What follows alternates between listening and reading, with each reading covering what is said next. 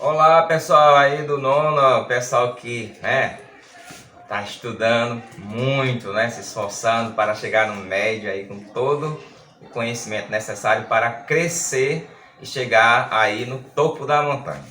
Vamos lá, então esta semana nós vamos falar sobre a nova ordem mundial, que nada mais é do que o mundo após a Guerra Fria, 1945, 1989, 1990, a quebra do mundo de Berlim e tudo mais, aquele assunto que a gente já trabalhou com vocês, não é assim? Então, o que foi a nova ordem mundial? É um campo político mundial após a Guerra Fria.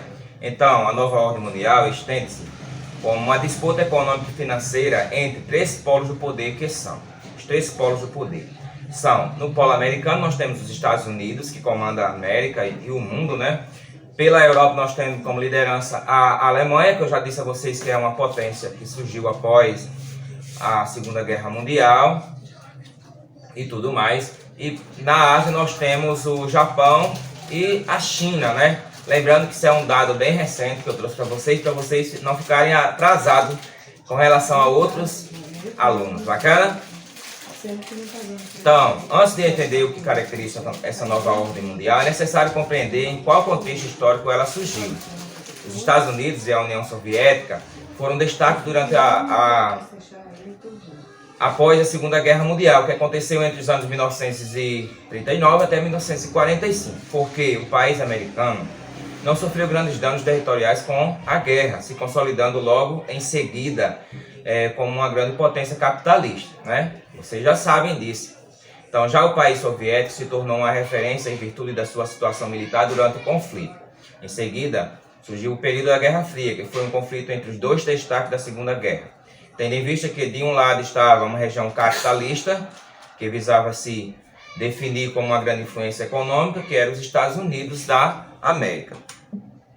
E do outro, um país socialista, que pregava a coletivização dos meios de produção e de distribuição. Ambas queriam que suas ideologias se espalhassem pelo mundo. As ideologias vêm de ideias, já expliquei para vocês isso.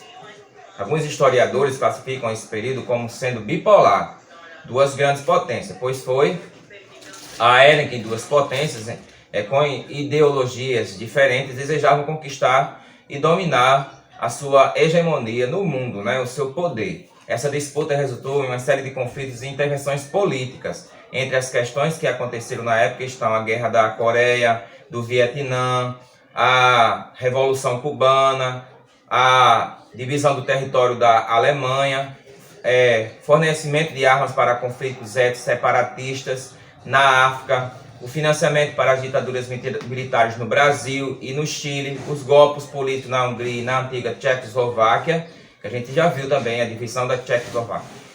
Então, esse período foi se enfraquecendo durante a década de 1980, pois a União Soviética sofreu uma grande crise econômica, que ocasionou uma queda da produtividade de bens de consumo. Importante destacar que isso aconteceu porque houve um alto investimento em armamentos lá na URSS, e uma defasagem das tecnologias em comparação com os países capitalistas. Então, consolidou o fim da Guerra Fria, que foi a queda do Muro de Berlim. Com isso, houve a necessidade de constituir uma nova divisão.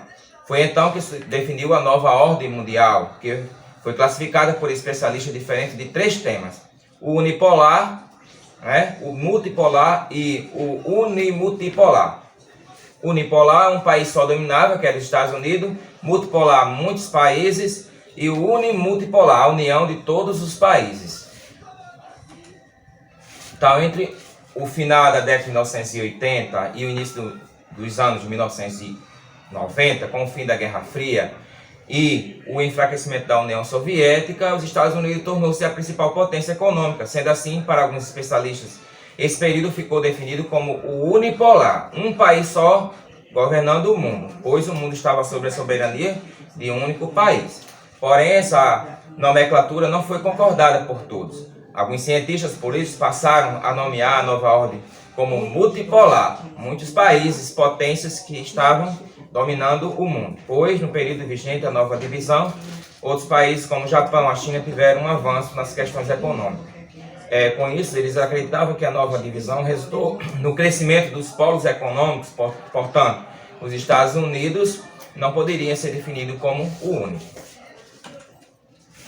Após a nova ordem mundial, o mundo ficou dividido geopoliticamente em norte e sul, né? Os países do norte, os desenvolvidos, os países do sul, os países pobres e subdesenvolvidos, com exceção do Japão.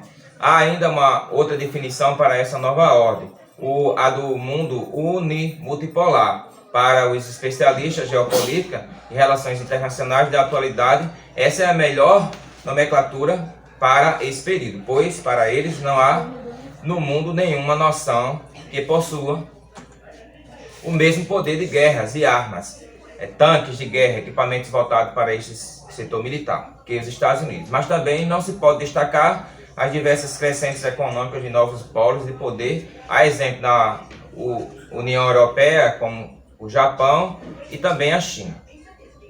Ressaltando também uma definição de que dessas teorias, uma nomenclatura é a correta, afinal cada grupo de especialistas analisa a partir de um ponto de vista. Então a regionalização do norte-sul foi criada para definir a atual situação econômica internacional, que anteriormente era classificada como países do primeiro mundo, segundo mundo e terceiro mundo. Bacana? Então essa é a aula resumo para vocês desta semana. Na aula online a gente vai se aprofundando mais nesses conhecimentos e deixando vocês cada vez mais aí, bem afiados naquilo que é necessário e importante para vocês. Então, uma boa semana para vocês.